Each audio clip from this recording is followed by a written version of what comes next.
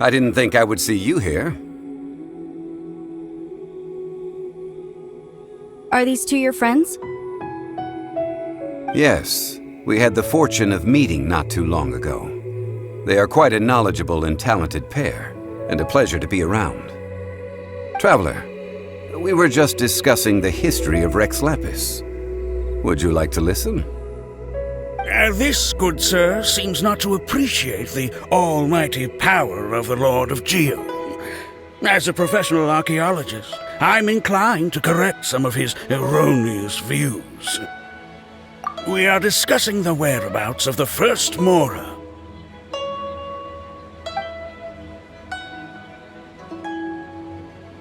As everyone knows, the Lord of Geo taught the ancient people of Liyue the craft of smelting, creating goods that allowed them to develop trade with the early nations of that time. Today, Liyue holds the sole right to cast Mora in the entire continent of Teyvat. The world's very first Mora should have been cast by the hands of the Lord of Geo himself thousands of years ago. According to my research, as well as my own hypothesis, I believe that this coin of unique historical significance has been passed down secretly through the years as a kind of token. For example, perhaps the Qixing who control the Liyue use it in some kind of unknown ceremony they hold when they come to power. No. My research indicates that the first Mora coin is not such a simple thing. Mora is a catalyst. This we all know. Even today, Mora is used in the mystic arts for its curious properties of weapon enhancement. The world's first Mora would no doubt possess the strongest power. My next historical treatise will boldly expound on the newest findings from my intense decade-long research. That is, that the Lord of Geo used this original Mora as a catalyst to enhance a dagger and a sword. Well, buy the book when it comes out to read the full story.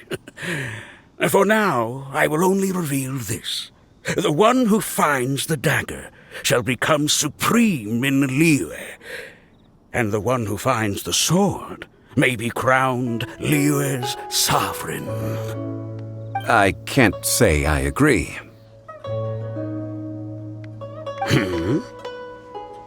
Let us not speak of the authenticity of the dagger and sword first. But Mora and money came about simply because they are a convenient measure of a contract's value. Rex Lapis just meant for Mora to serve as a catalyst for people to exchange and trade. The world's first Mora is probably just an ordinary coin created by Rex Lapis. As for its fate, the same as all Mora, I suspect. It was simply spent somewhere. I think that Mr. Hanshua's hypothesis seems reasonable.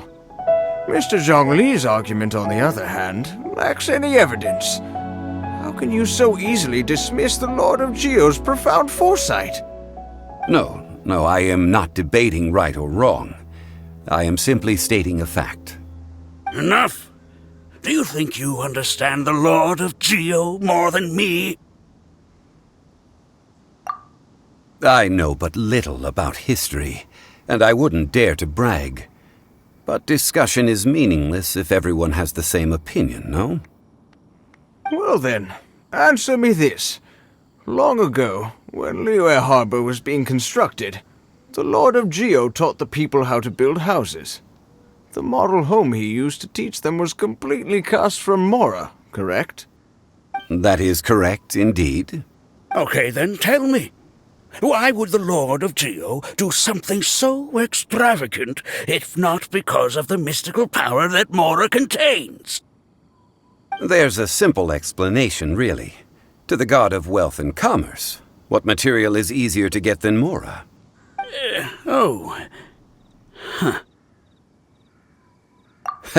I mean, I am talking about Rex Lapis.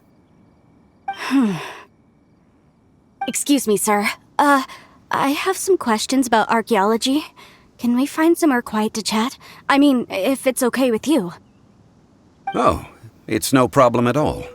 But may my friend accompany us? Perhaps they could be of some help.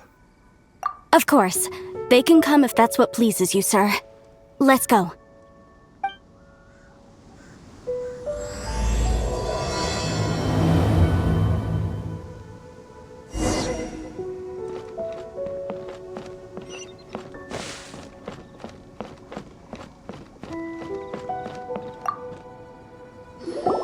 What I'm about to say is a bit disrespectful of the Lord of Geo and would draw a lot of angry looks. So it's best to discuss this somewhere quiet. Your argument just now exhibited acuteness of speech and thought. Most importantly, you don't fall for the boasting and acting of the others. You remain objective. So I have a question for you. Perhaps you will answer differently from other scholars. Do you think that all the gods that the Geo Archon killed were evil?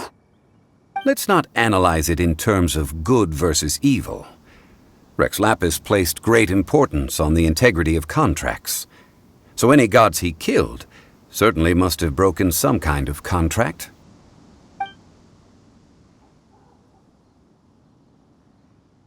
But when I was doing some research, I learned about the legend of the god of salt. The god of salt, Havria, was a very kind god, but she encountered Morax one day in battle. Morax used a rather underhanded trick to assassinate her.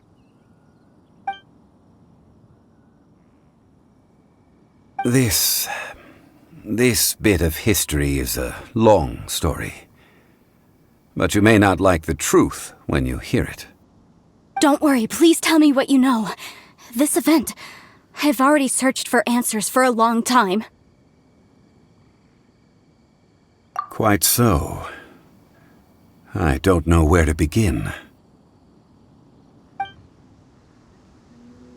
Over here, Mr. Zhongli. I've been looking for you. So you're over here all this time.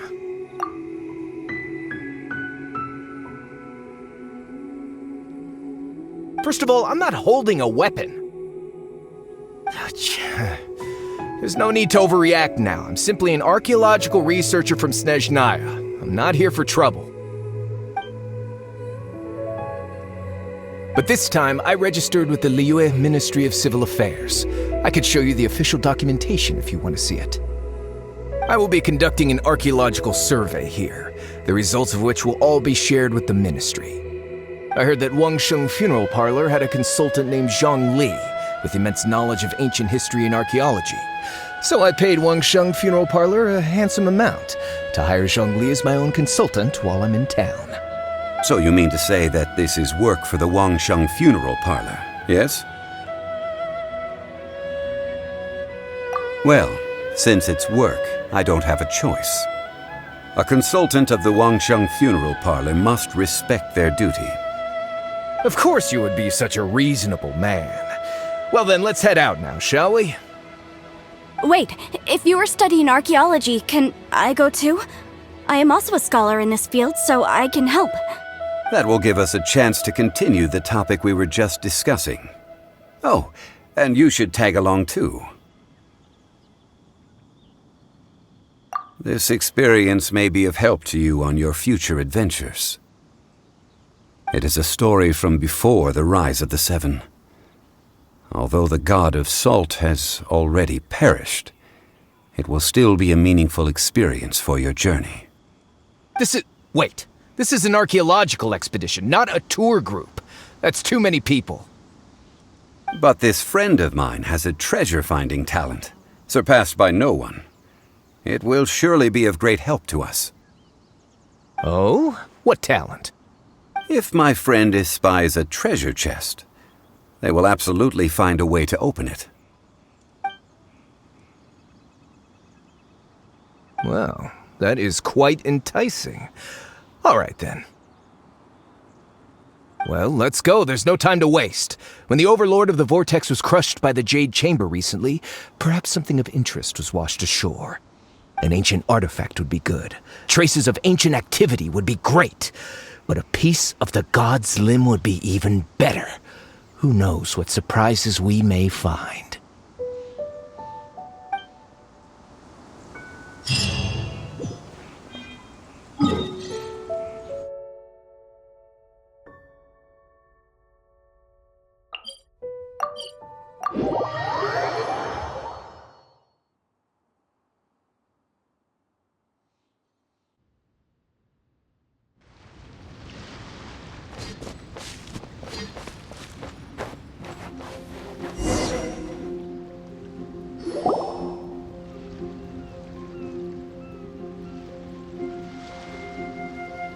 This place looks so ordinary. Can we really find anything valuable here?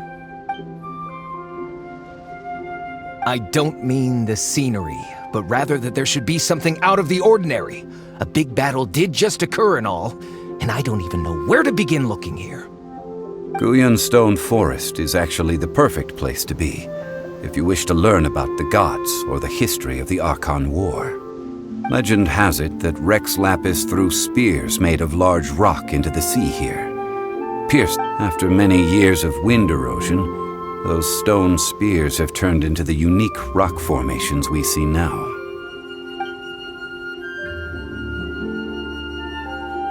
What we see now is just the part of them that remains. The stone spears hurled by Rex Lapis all those years ago were much greater, both in number and in size. But due to the different angles they landed at, their large centers of mass, erosion by seawater, and years of gravity, many of them have been completely swallowed by the sea. So besides wind erosion, the initial collapsing of the stone spears also played a big part in the formation of Guyan Stone Forest. Well, a god able to fight one so powerful as Rex Lapis was certainly very strong in its own right. Indeed. This is where the value lies in research at Guyan Stone Forest. Most of the objects from that time were lost to the sea. But the gigantic waves created by the Overlord of the Vortex have given those sunken objects a chance to see the light of day again. So you're saying that if we look carefully, we'll be able to get very, very rich. I mean, rich with archaeological knowledge and historical value, yes? That's all I seek in life. Well, since we brought so many people, I think it would be best to split up and look. Okay then. I will go with my friend here. Although I have a smattering of knowledge in various disciplines, when it comes to archaeology, I can't compete with the expert here. Huh? Me? What's the matter? This is your profession. Why are you so surprised? I get it. I'll escort him then. Okay. If we find anything valuable or rare, let's meet on the shore opposite from here. The ancient god probably left behind lots of elemental marks. Following them should make our search much easier.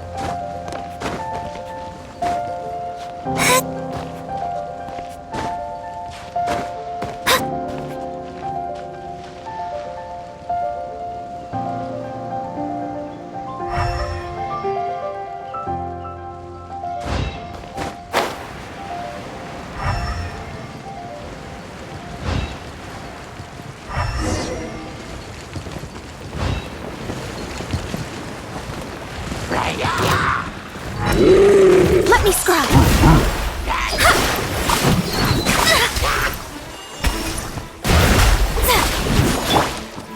Oh, it's revealed. Oh, goodness.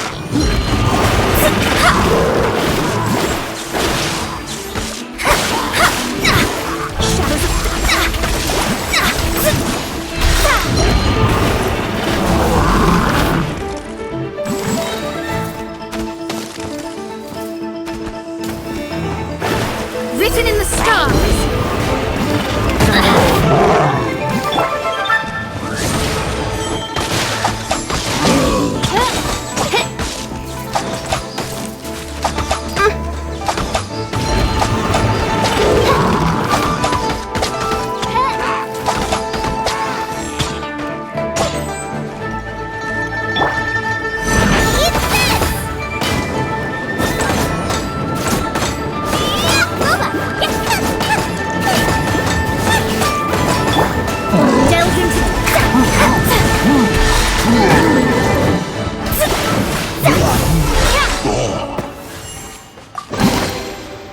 Guyan Stone Forest is a place where a god was defeated.